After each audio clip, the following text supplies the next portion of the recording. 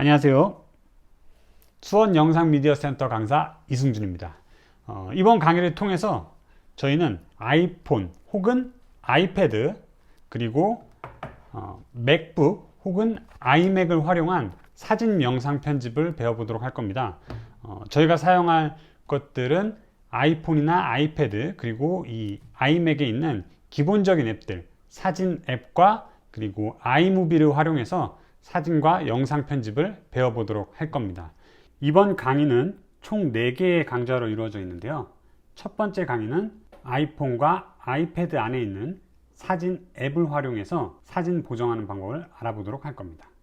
그리고 두 번째 강의는 맥 에어, 맥북 프로, 아이맥 안에 있는 사진 앱에서 사진 보정하는 방법을 알아보도록 할 겁니다. 그리고 세 번째 강의는 아이폰과 아이패드 안에 있는 아이무비 앱을 활용해서 동영상 편집하는 방법을 알아보도록 할 겁니다. 마지막으로 네 번째 강의는 맥북 에어, 맥북 혹은 아이맥 안에 있는 아이무비 앱에서 동영상 편집하는 방법을 알아보도록 하겠습니다. 많은 사진 편집 혹은 영상 편집 프로그램이 있음에도 불구하고 이 사진 앱과 아이무비 앱을 사용하는 이유는 이 두 가지 앱이 무료이기도 하고 또 가장 기본적인 기능들을 아주 잘 탑재하고 있기 때문에 이 두 가지 앱만 사용하더라도 충분한 사진 보정 그리고 영상 편집을 할 수 있기 때문입니다. 저는 아이패드를 활용을 할 건데요. 처음에 아이패드를 켰을 때 나오는 화면입니다. 저희가 오늘 배울 부분은 맨 위에서 왼쪽 세 번째 칸에 있는 앱이죠. 사진 앱을 켜주도록 하겠습니다. 사진 앱을 킨 상태에서 보게 되면 제 아이패드에는 지금 총 2장의 사진이 나와 있는데 이 2장의 사진을 활용해서 사진 보정하는 방법을 알아보도록 하겠습니다. 먼저 아무 사진이나 하나 이렇게 클릭을 해주시면 오른쪽 상단에 편집이라고 적혀 있는 글자가 보이실 겁니다. 이 편집을 클릭해 주시면 이렇게 검은색 바탕에 사진이 뜨면서 왼쪽과 오른쪽 부분에 아이콘들이 생겨나게 되는데요. 자, 먼저 이 왼쪽에 있는 3개의 아이콘을 살펴보면 맨 위에 있는 아이콘은 이 사진의 노출, 휘도, 하이라이트, 그림자 등등 사진을 디테일하게 보정할 수 있는 그런 영역입니다. 자, 그리고 두 번째 아이콘을 클릭을 하면 오른쪽에 여러 가지 스타일의 사진들이 나오게 되는데 자, 선명하게, 따뜻한 톤, 차가운 톤, 드라마틱 이런 필터들을 적용시킬 수 있는 영역입니다. 이 필터는 내가 원하는 대로 그냥 내 사진이 이런 느낌이면 좋겠어 하는 것들을 적용해서 클릭을 해 준 다음에 완료를 누르기만 하면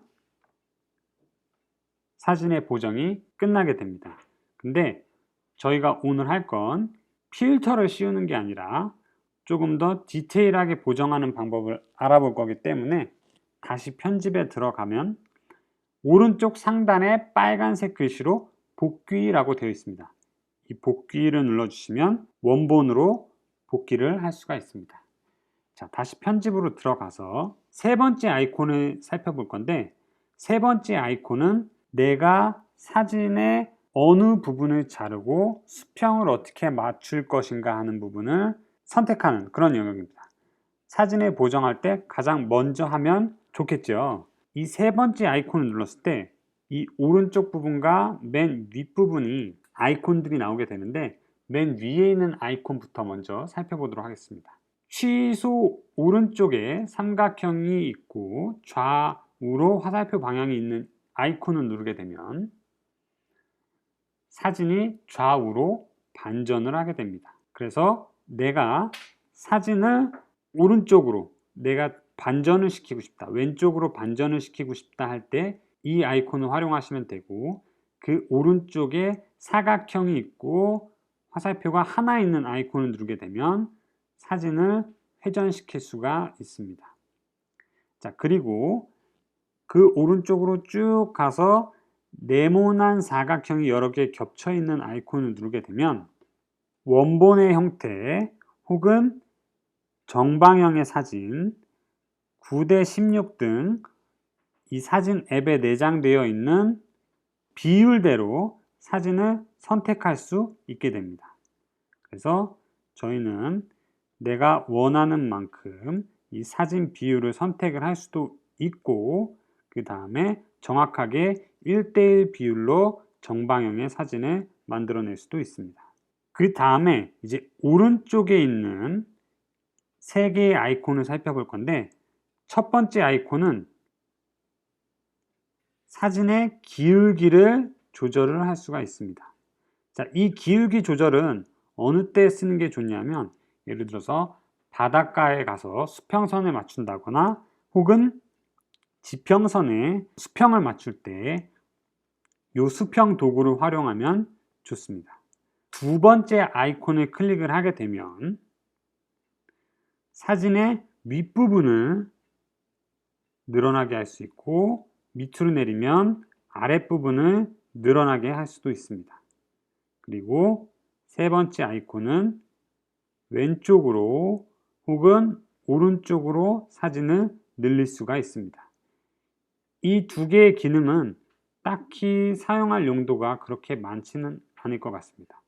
혹시라도 내가 사진을 찍었는데 다리가 좀 더 길게 나오는 것처럼 보이고 싶다 했을 때 살짝만 늘려주면 다리가 조금 길어 보이게 나올 수 있게 되겠죠. 자, 지금까지 두 번째 필터 영역과 세 번째 자르기 영역을 적용하는 방법을 알아봤는데요. 지금부터는 첫 번째 영역에 있는 볼륨 조절 모양 아이콘을 활용해서 보정하는 방법을 알아보도록 하겠습니다.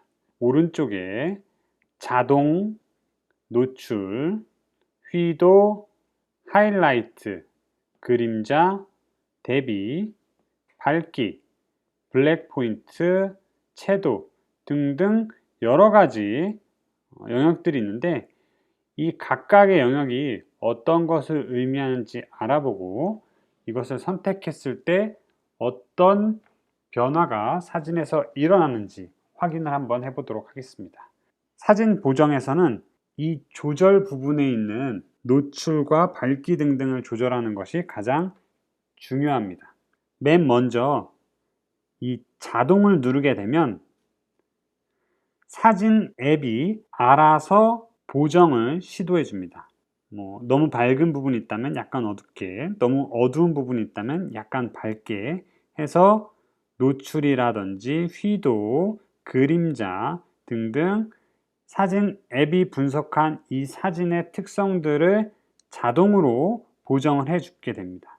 만약 내가 사진을 보정하는 게 시간이 없지만 조금 더 있어 보이게 보정을 하고 싶다고 한다면 이 자동을 눌러서 간편하게 보정을 할 수도 있습니다. 먼저 자동 밑에 있는 노출 부분을 알아보도록 하겠습니다.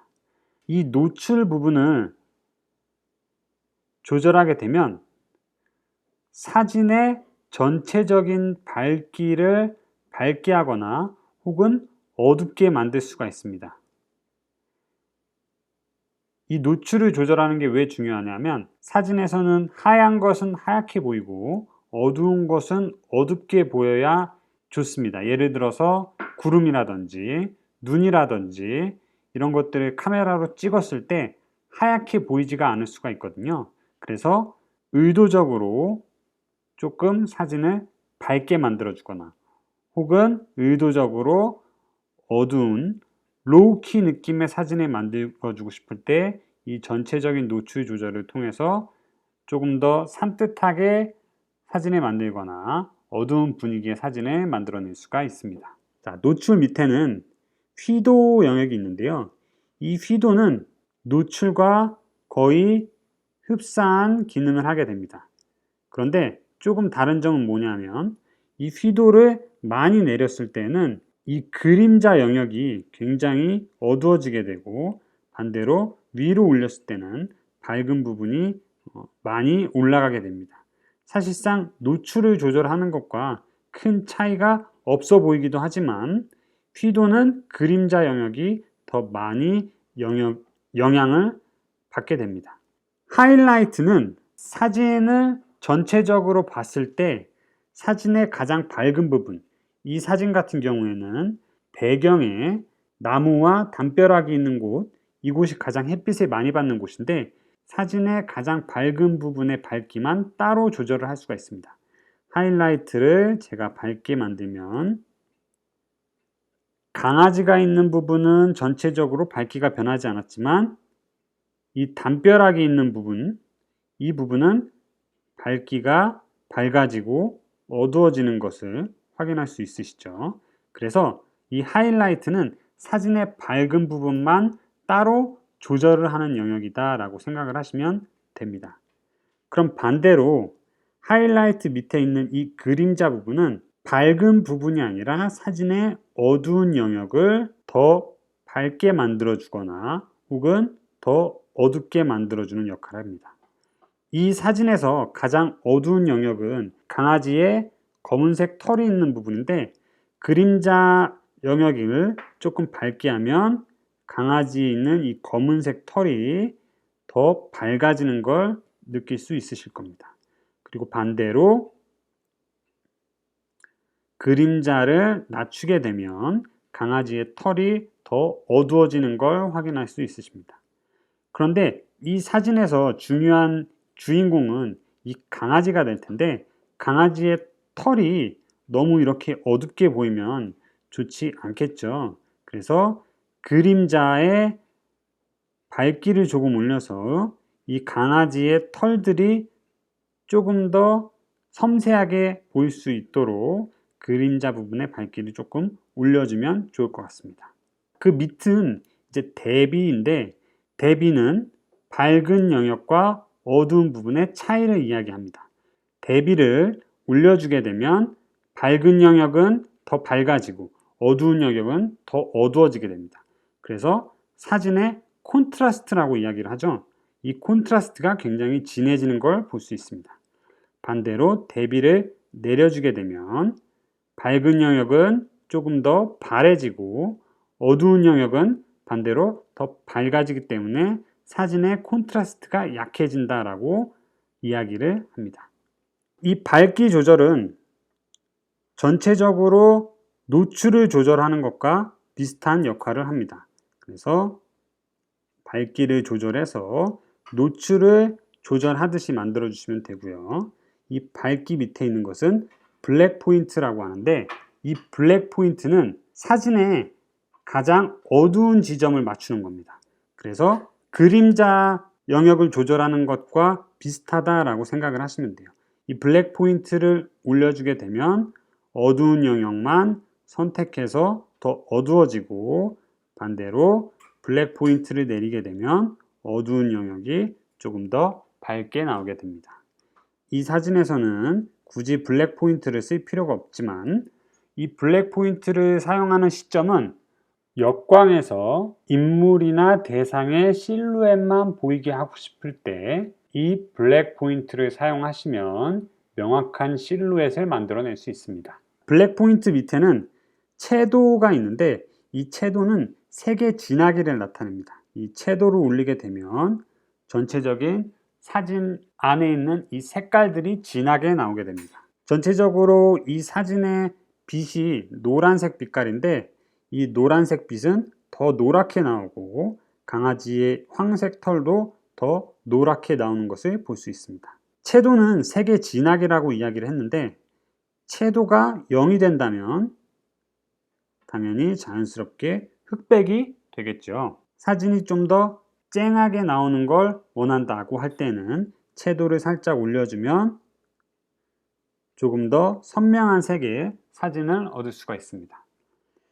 이 채도는 어느 때 가장 효과적이냐면 바닷가에서 바닷물이 파랗게 나오거나 하늘이 파랗게 나오고 싶을 때 이 채도를 조절하게 되면 색이 더 진해지기 때문에 파란 하늘이나 바다가 더 푸르게 나올 수 있게 됩니다. 채도 밑에 색 선명도를 조절을 하게 되면 이 채도의 대비가 두드러지거나 혹은 약해지게 됩니다. 채도랑 조금 다른 점은 이 색 선명도가 그 색의 진하기에 관여를 하지만 색 선명도를 가장 낮췄을 때 색이 0이 되지는 않기 때문에 이 색 선명도를 낮추게 되면 이런 세피아 톤의 사진을 만들 수가 있게 됩니다. 약간 오래된 느낌의 사진을 만들고 싶을 때 색 선명도를 낮춰주면 세피아 톤의 사진을 만들 수가 있습니다. 그 밑에는 따뜻함이라고 되어 있는데 이 따뜻함은 색 온도와 관련된 이야기입니다. 색 온도는 전체적으로 색 온도가 올라갔을 때는 사진이 노란 빛깔을 띠게 되고 반대로 색 온도, 이 따뜻함을 내리게 되면 차가운 느낌의 사진을 만들 수가 있습니다.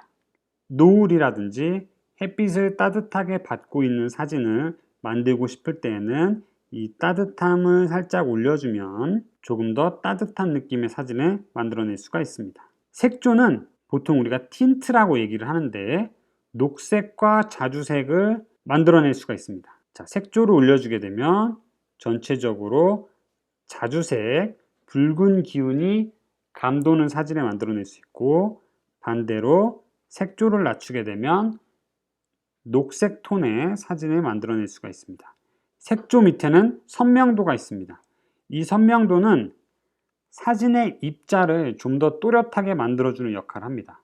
그래서 제가 조금 확대를 해서 이 강아지 눈동자에 주목을 하고 선명도를 좀 올려보겠습니다. 그러면 사진의 입자들이 더 선명해지면서 또렷한 느낌의 사진을 만들어낼 수가 있겠죠. 반대로 선명도를 다시 내리게 되면 원래 형태의 사진이 나오게 됩니다. 내가 조금 더 선명하고 쨍한 사진을 만들고 싶을 때는 선명도를 약간 올려주게 되면 사진이 좀 더 또렷하게 나올 수 있습니다. 선명도 밑에는 명료도라는 항목이 있는데요. 이 명료도는 대비인데 보통 우리가 사진에서는 부분 대비라고 이야기를 합니다. 부분 대비가 조금 더 강해지고 조금 더 약해지는 역할을 하게 되는데 이 명료도는 언제 가장 많이 쓰냐면 예를 들어서 다큐멘터리 사진에서 인물들의 주름이 더 선명하게 보이게 됩니다. 그림자 부분이 조금 더 강조가 되기 때문에 이 명료도를 조절하면 좀 더 다큐멘터리 같은 사진을 만들어낼 수가 있습니다. 그리고 노이즈 감소는 지글거리게 표시되는 그런 부분들을 좀 더 이렇게 뭉개주는 역할을 합니다. 노이즈 감소를 올리게 되면 사진의 선명도가 자연스럽게 떨어지게 됩니다. 왜냐하면 이 노이즈 감소는 입자들을 서로 이렇게 엉키게 만들어서 뭉개지게 만들어서 노이즈를 없애기 때문에 최소한으로 사용을 해주시는 게 좋을 것 같습니다. 그리고 맨 마지막으로 비네트라는 영역이 있는데 이 비네트는 사진의 주변부를 어둡게 하거나 혹은 밝게 만드는 역할을 하게 됩니다. 비네트를 이렇게 주게 되었을 때는 사진의 중심에서 이 주변부 부분이 어두워지는 걸 확인할 수 있고요. 반대로 비네트를 반대로 주게 되면 사진의 주변부만 밝아지는 걸 확인할 수 있습니다.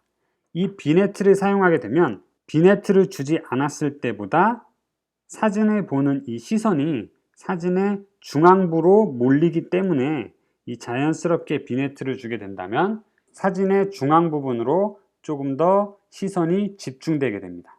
이렇게 해서 아이폰, 아이패드 사진 앱을 활용한 사진 보정을 알아보았습니다. 다음 강좌에서는 맥북 에어, 맥북 프로, 아이맥에 있는 사진 앱을 활용해서 보정하는 방법을 알아보도록 하겠습니다. 두 앱이 거의 동일하기 때문에 오늘 강좌에 나온 내용을 익히시면 쉽게 이해하실 수 있습니다.